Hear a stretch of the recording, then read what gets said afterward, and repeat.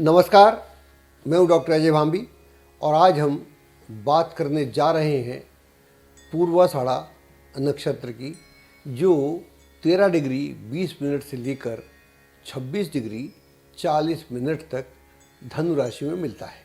अब हम बात करते हैं इस नक्षत्र के घटक। पूर्वाषाढ़ा राशि चक्र का 20वां नक्षत्र समूह है, जो 253 डिग्री 20 मिनट से लेकर 266 डिग्री 40 मिनट तक फैला हुआ है और यह नक्षत्र पूरी तरह से धनु राशि के तारामंडल में ही निवास करता है। इसमें 2 तारे हैं और यह धनुर्धारी के धनुष की तरह लगते हैं। धनु राशि का स्वामी बृहस्पति ग्रह है। स्वयं नक्षत्र का स्वामी शुक्र है। पूर्वाषाढ़ा का अर्थ होता है अजय तारा। इस नक्षत्र का वैदिक देवता अपस अर्थात जल है। इसका मूल गुण सत्व है। द्वितीय स्तर पर रजस अर्थात कर्म सहित शुद्धता और तृतीय स्तर पर तमस अर्थात अकर्मण्यता है। इस नक्षत्र का मूल प्रेरणा स्रोत जो है वो है मोक्ष। पूर्वाषाढ़ा आत्मा के विकास के लिए लाभदायक आध्यात्मिक वातावरण प्रदान करता है।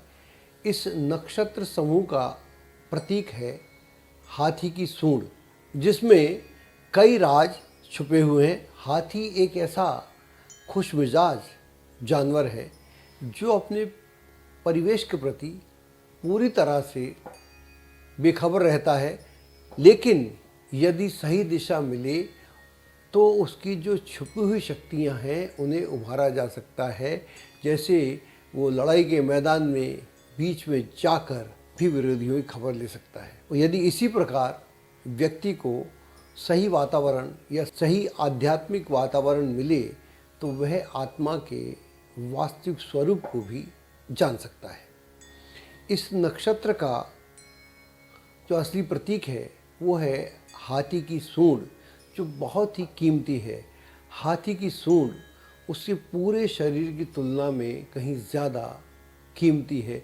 यदि सूंड को काट भी दिया जाए तो यह फिर से उग भी सकती है या उग ही जाती है। यह एक प्रकार का विवेक है जिसका विकास पूर्वाषाढ़ा के प्रभाव में होता है और यह बहुत महत्वपूर्ण भी है।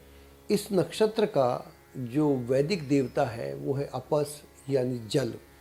वैदिक ऋषियों ने जल को बहुत ही महत्व दिया है और उसकी उपयोगिता को भी समझा है।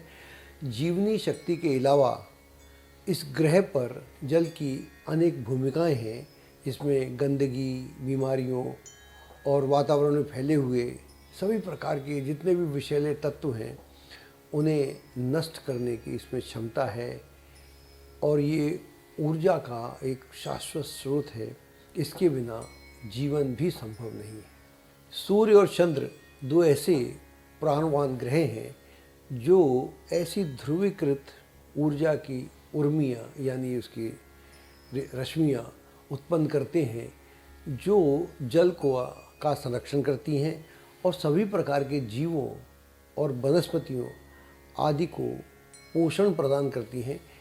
इसी प्रकार पूर्वाषाढ़ा भी व्यक्ति को विकसित होने, जीवंत बने रहने, पोषित करने और अधिक क्रिएटिव होने के लिए एक बहुत ही उपयुक्त एनवायरनमेंट निर्मित करता है। फिर इस नक्षत्र का स्वामी शुक्र है, जो राक्षसों का नियंता देवता है, जबकि इस राशि का स्वामी बृहस्पति है, जो देवताओं का संरक्षक है। शुक्र और बृहस्पति अपनी महानता के कारण ग्रहों की श्रृंखला में बिल्कुल अलग दिखाई पड़ते हैं और शुक्र जो है वो अपनी अति संवेदनशीलता के कारण व्यक्ति को भोग विलास की ओर प्रवृत्त करता है और बृहस्पति आध्यात्मिकता का ग्रह है। यहाँ भौतिकता और आध्यात्मिकता के बीच एक बहुत बड़ा गहरा संघर्ष भी होता है। यदि व्यक्ति शुक्र के 9 आवेगों का शिकार हो जाए, इसके 9 आवेग होते हैं, तो उसका पतन फिर निश्चित होता है। अगर अहम आत्म केंद्रित हो जाए तो यह व्यक्ति को अंधा भी कर देता है और वह अपनी उच्चतर या आध्यात्मिक संभावनाओं को देख तक नहीं पाता। गुण और प्रेरक शक्ति। इस नक्षत्र समूह का जो मूल गुण है वो सत्व है, और सत्व का मतलब होता है हल्कापन। और दूसरे स्तर पर ये रजस है, यानी कर्म, एक्शन ओरिएंटेशन। और तीसरे स्तर पर यहाँ तमस है, यानी अकर्मण्यता। सत्व का अर्थ होता है कि व्यक्ति की प्रेरणा बाहरी और भीतरी स्तर पर एकदम शुद्ध होती है और व्यक्ति की सोच बिल्कुल पवित्र होती है, और इस स्तर पर जरा भी नेगेटिविटी ऐसे व्यक्ति में हमें देखने को नहीं मिलती।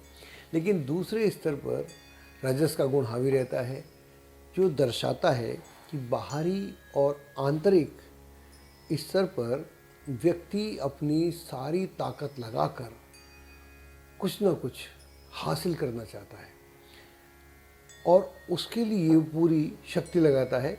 लेकिन यहाँ पर तीसरे स्तर पर तमस भी है, तो तमस के होने से वो जब कुछ अचीव करने लगता है तो तुरंत उसके बाद उसमें अकर्मण्यता हावी हो जाती है। और अगर इसको सिंप्लीफाई करें तो पहले स्तर पर सत्व है, यानी वहाँ प्योरिटी है, वहाँ कुछ करने को नहीं है, सब किया हुआ है, सब नॉर्मल है और सब शुद्धता है।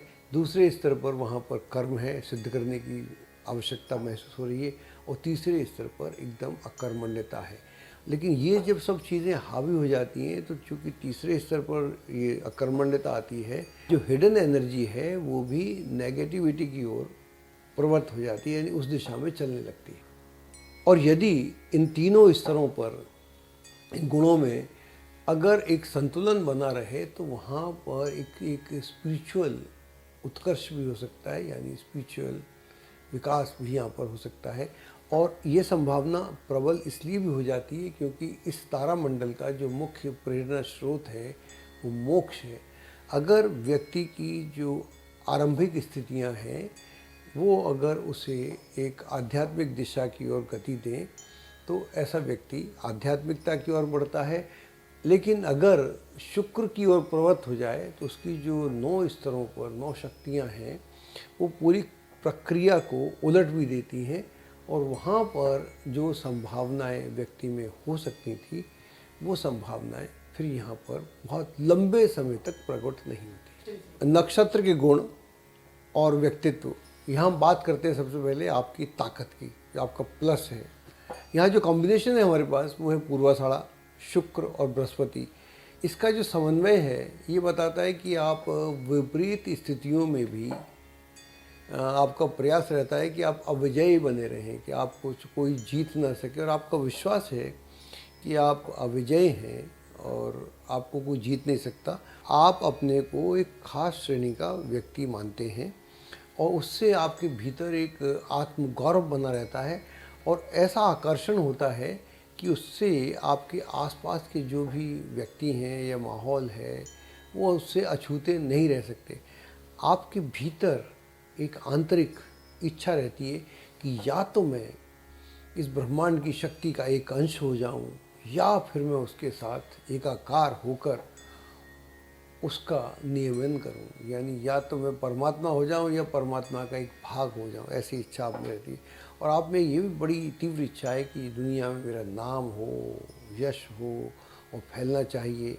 बाहरी स्तर पर आप में अकर्मण्यता हो सकती है, नेगेटिविटी हो सकती है, लेकिन जैसे ही आपको उपयुक्त वातावरण मिलता है तो आप अपने साहस से एक सक्षम माहौल अपने आसपास क्रिएट करने में सदैव सफल रहते हैं।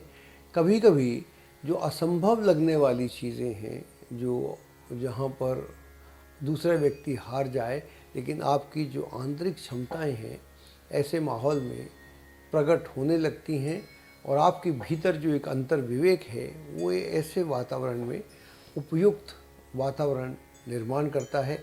और आप प्रकाश की गति से, लाइटनिंग स्पीड से अपने लक्ष्य की ओर आगे बढ़ने लगते हैं। आप सदैव पूर्णता के साथ अपने तर्क प्रस्तुत कर सकते हैं या करते हैं, और अधिकतर आपके तर्कों का लोग खंडन भी नहीं कर पाते। और दूसरी खास बात क्या है कि आप में एक सीखने की प्रवृत्ति है।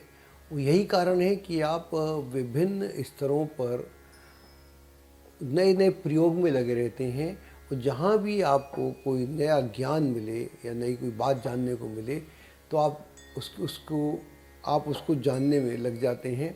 और जो दूसरों को जटिल मालूम पड़ते हैं विषय, आप उन विषयों में आसानी से पारंगत हो जाते हैं। और आपकी धारणा है कि अगर मुझे कोई अपना विचार देना है या कोई मेरी अपनी थिंकिंग है, मेरी अपनी प्लानिंग है, तो उसको बताने के लिए मुझे जितने भी थिंकर्स हैं या उस विषय के जितने जानकार हैं, समय समय पर जो लोग आए उन सबको मेरे को जानना चाहिए। ये कार्य है थोड़ा दुष्कर, लेकिन आप ऐसा मानते हैं कि अगर सफलता पानी है तो उसका कोई शॉर्टकट नहीं होता, और जो भी उसमें विरोध हो, जो भी उसमें दिक्कतें आए, वो सारी बातें अलग हैं। लेकिन अगर आप अपनी बुद्धि का ठीक से प्रयोग करते रहें तो वो स्वतः ही प्रखर होने लगती है, और आप अंदर से भी ज्ञानी हो जाते हैं, और उस आलोक को आप फैला भी सकते हैं।